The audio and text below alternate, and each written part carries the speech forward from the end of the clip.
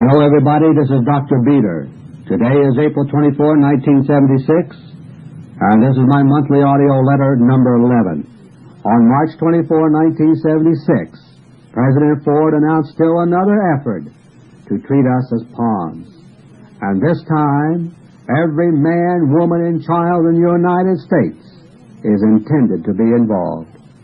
I refer, of course, to the trumped-up swine influenza threat and the proposal to inoculate everyone against it. The stated medical reasons for this totally unprecedented project are so patently flimsy that everyone from the World Health Organization to individual doctors all around the country have sharply questioned what is proposed.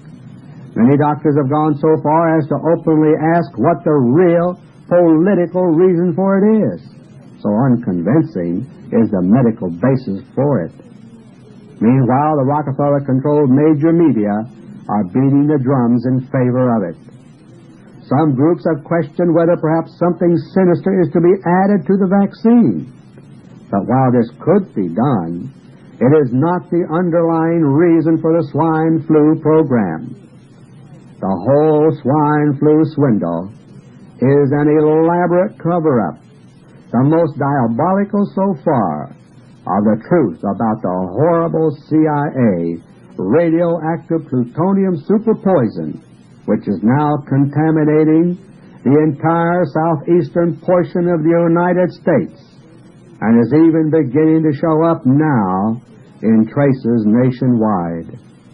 This is the poison which was stored in the central core vault of the bullion depository at Fort Knox, as I first revealed in my monthly audio letter number 5, October 1975. As part of the federal government's cover-up, they made matters 1,000 times worse when they deliberately dumped it into underground streams under Fort Knox during January, as I had previously reported. Now they are beginning to realize the hideous extent of their folly, but instead of honest remedial action, their response is still cover-up. First, the swine flu campaign began by alarming everyone with its alleged threat. Then it was pointed out that even those who do get the vaccine run a considerable risk of getting sick anyway due to side effects.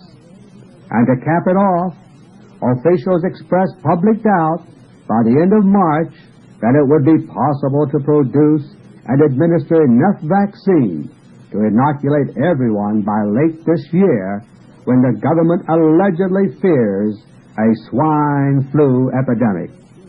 The whole thing is intended to condition us all to the idea that this will be the cause if and when Americans start dying like flies in some area soon due to poisoning from the spreading CIA plutonium poison from Fort Knox.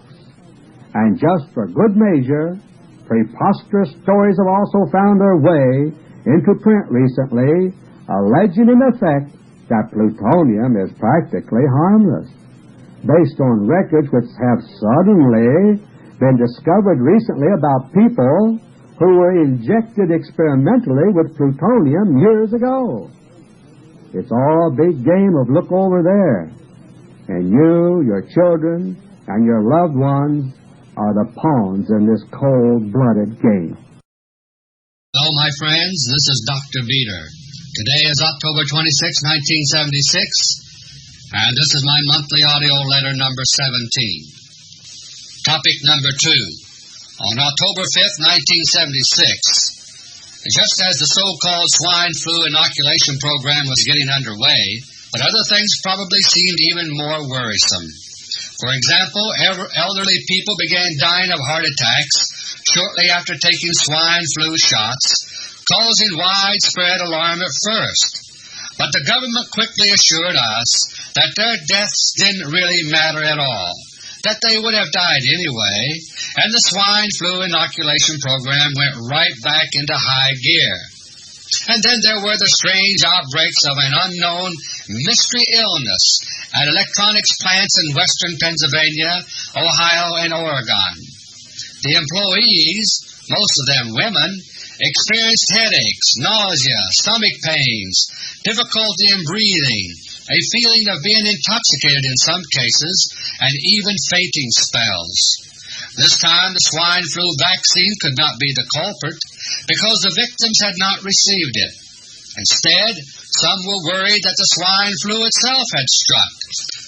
Others remembered with a shiver the equally mysterious Legionnaire's disease that had sickened nearly 200 people in Philadelphia and killed more than 24 of them 2 months earlier. My friends, there is actually no mystery at all behind these developments, and more like them that you can expect to see. All of these cases I have mentioned are man-made and deliberate, but those who are responsible for them are neither telling you about them nor leaving clues that will be found in normal medical investigations of these episodes.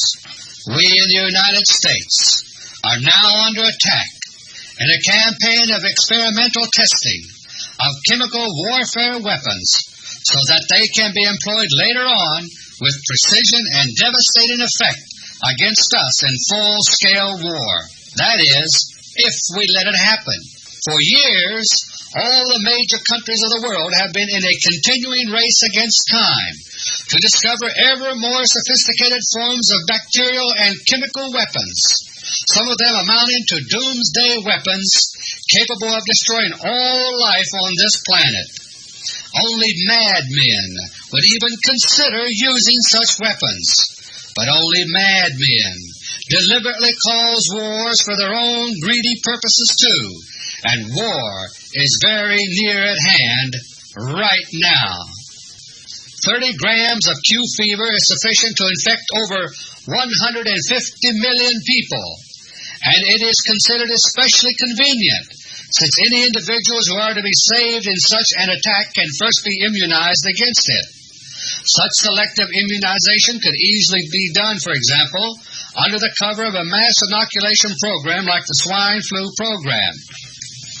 Q fever, though, is mild by comparison to a new killer gas called AP7, which is being manufactured in Uruguay and Argentina by American and European subsidiaries of Rockefeller-controlled conglomerate corporations.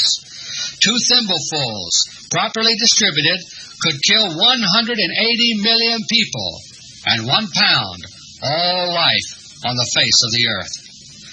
Before these new weapons can be used with confidence, though, they must be tested, and that testing is going on now.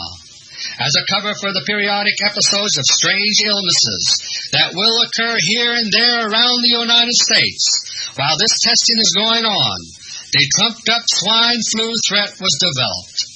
On March 24, 1976, President Ford announced his proposal for the unprecedented nationwide inoculation program, supposedly to fend off the strange swine flu virus. To this very day, not a single case of swine flu has been confirmed anywhere in the United States since President Ford's announcement.